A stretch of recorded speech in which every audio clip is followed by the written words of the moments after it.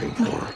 A woman, I don't know her name. Katerina? Maybe she's Russian. Studies have shown that people are interested in thriller movies, but what keeps an audience glued to the screen is having some crime in a thriller movie. And if there's one thing the Blacklist series has shown, it's that crime thrillers are always way better with plot twists and mysteries. And for 8 seasons, Raymond Reddington has given us non-stop action, with plenty of deceit and intrigue to boot. The entire cast of the series all have their roles to play, and there's no doubt that they have made the 8 seasons worth our while. So today, we're taking a look at the cast of The Blacklist then and now. You don't want to miss this list. First on our list is James Spader, and he portrays Raymond Reddington in the series. Spader, who was born on February 7, 1960, has been active in entertainment since 1978, and he was only 17 when he dropped out of school to pursue a career in acting. His first major film role was in the film Endless Love. Spader's rise to stardom didn't happen until 1986 when he portrayed the rich, arrogant playboy Steph in Pretty in Pink. That was only the beginning. He went on to co-star in films like Less Than Zero, Wall Street, and Baby Boom. Spader's breakthrough came when he portrayed a sexual voyeur in the movie Sex, Lies, and Videotape. His role in the film fetched him the Best Actor award at the Cannes Film Festival. He starred in several movies and series such as Boston Legal, The Practice, The Office, Mannequin, The Blacklist, and even Avengers: Age of Ultron, where he played the villainous robot Ultron. Currently, Spader is still working on his role as Raymond Reddington on The Blacklist, and all I can say is no one could have done it better. In an interview with Rolling Stone, he said, "It can never, ever get weirder for me." According to him, he can afford to be pretty weird, especially with the impeccable talent he possesses. He also embraces his oddness completely. As he said, "I'm obsessive-compulsive. I have very strong obsessive-compulsive issues. It serves my work very well. Things don't slip by. But I'm not very easygoing." Spader has had his ups and downs in his professional life as well as his personal life. In 1987, he married a decorator, Victoria Keel, and they had 2 sons together before things went south and they divorced in 2004. However, before his divorce, he fell in love with the actress Leslie Stephenson in 2002, and although they never got married, they've been together to date, and they had a son together in 2008. Up next is Megan Boone. She plays Elizabeth Keene in the Blacklist series. Megan, who's an American actress, was born on April 29, 1983, and she's been acting ever since 2001. Her career began in the theater with plays, and her debut performance on Charles L. Mee's play Limonade tous les jours got her 2 LA Weekly Theater Awards. Boone faced a lot of challenges in the early years of her career, and just as she was on the verge of quitting, veteran actress Jane Alexander managed to talk her out of it, and she's since had an impact on Boone's life and career. She went on to dish out her talent with her excellent performance in her debut feature film My Bloody Valentine 3D. She also starred in other movies like Step Up Revolution, Blue Bloods, and Sex and the City 2. Boone took her career to another level when she wrote, directed, and produced the independent film Eggshells for Soil. She was a regular on Law & Order LA, but her biggest career milestone didn't come until 2013 when she was cast to play the role of Elizabeth Keene on The Blacklist. For now, she's still in The Blacklist, and she's also working simultaneously on a couple of projects in her own production house called I'm a Parade Production. She's currently in a relationship with an artist, Dan Estabrook, and they had a daughter together in 2016. Next up is Amir Arison. He plays the role of Agent Aram Moshtabi in the Blacklist series. The veteran stage and screen actor was born on March 24, 1978, and he began his career in 2003. His first job as an actor was appearing in a burger commercial, which he described as a crazy experience. Like almost every other actor, Arison started out his acting career in theater before moving into television. In fact, he's performed all over the world on stage. Some of his international stage works include Love's Labor's Lost and Aftermath. He also performed in New York theaters, and some of his plays are Hamlet, The Muscles in Our Toes, A First-Class Man, and so many other plays that you could lose count. Right after he got a taste of television acting, he made his choice and picked screen over the stage. According to Arison, one of his favorite things about television acting is having the chance to shoot several takes to get a scene right, which is quite different from theater, where you only get one shot at delivering the perfect performance. Some of his film highlights include Before the Sun Explodes, Merry Friggin' Christmas, 20 Weeks, and Big Words. He's also a director and producer, and he worked on an award-winning short film, Fortress. Arison has also directed theater projects in New York and Los Angeles. Currently, he's directing and producing a behind-the-scenes documentary called Tati about an 8-year-old girl, Tatiana Bernard, who creates her own short film while undergoing treatment for a brain tumor. Arison keeps his social media active, and he shares a lot of pictures of his dog, Reina. Up next is Diego Klattenhoff. He portrays FBI agent Donald Ressler in The Blacklist. Klattenhoff was born on November 30th, 1979, and he began his career in 2001. The dream of becoming an actor only came to him when he was 19. According to him, it was a crazy idea that he had, and he ran away into drama. Being a Canadian, Klattenhoff studied acting with some of Canada's most refined and respected acting coaches like David Rottenberg and Ray Allen Bodie. He gained recognition from his role in Mean Girls in 2004, after which he appeared in a couple of episodes on TV shows such as Smallville and Stargate SG-1, and films like Lucky No. 11. He also acted in some recurring roles like young Jacob in At the Hotel, Derek in Whistler, and Mike Callahan in Mercy. His major role came in 2011 when he got cast to play Mike Faber on Homeland. His performance earned him a Screen Actor Guild Award. Some of Klattenhoff's works in film include Pacific Rim, The Blacklist, After Earth, and guest starring in television series such as Psych, Supernatural, Falling Skies, and 24. The Blacklist is still in progress, and Klattenhoff is still booked on the project, but if there's one thing we know, it's that he'll definitely take on more projects similar to The Blacklist and not Mean Girls. Next up, we have Harry Lennix. He portrays the role of Harold Cooper in The Blacklist. Lennix was born on November 16, 1964, and he picked up his interest in theater at Northwestern University, where he majored in acting and directing. Lennix's career began in the late 80s, and his debut film in 1989 was titled The Package. Lennix also acted on stage, and some of his theater plays include his portrayal of Malcolm X in The Meeting, which earned him an Obie Award, a play based on Shakespeare's Titus Andronicus where he played Aaron the Moor, and Permanent Collection. Lennix is known for playing stern and stoic characters, and he's had significant roles in movies such as Ray, Love and Basketball, Get on the Bus, Barbershop 2, Back in Business, and The Matrix. His notable roles are Terrence Dresser Williams in The Five Heartbeats and Boyd Langton in Dollhouse. He's married to business executive Jenna Grave. Lennix's upcoming project is to build the black version of Lincoln Center for Performing Arts in Chicago. He said, "I want to find a means to achieve the collective history of black Americans in the performing arts." Next up is Hisham Tawfiq, and he played the role of Dembe Zuma in The Blacklist. He was born on May 17, 1970, and began his career in 2008. Before venturing into acting, Tawfiq tried other career paths. He was once a professional jazz and West African dancer. He joined the United States Marine Corps, where he served for 5 years, and after leaving the Marine Corps, he spent some time working as a security guard. He also served as a firefighter in New York City for 20 years. After many years of different career choices, Tawfiq finally landed a role in the theater production called Arison in the Sun, where he portrayed Walter Lee. According to Tawfiq, his role in that play was his dream role. He's appeared on different television series such as Lights Out, Law & Order, Criminal Intent, and Golden Boy. His film roles include Gun Hill as Captain Sanford and To Live and Die in Bed-Stuy, in which he's playing the role of Big Ed. His role on The Blacklist is his most notable act. He's proved himself a prominent actor, and his acting career seems promising. Tawfiq tries to live a private life, and he doesn't take on personal questions during his interviews. He is, however, married to Spirit Tawfiq, and they have a son together. Although he has a family, they're rarely ever seen together, not even in pictures on their social media profiles. According to Tawfiq, he tries to raise his children in the way his father raised him. Well, that's a wrap for today's video. Make sure to subscribe, hit that notification bell, stick around for more exciting content on the channel, and thanks so much for watching.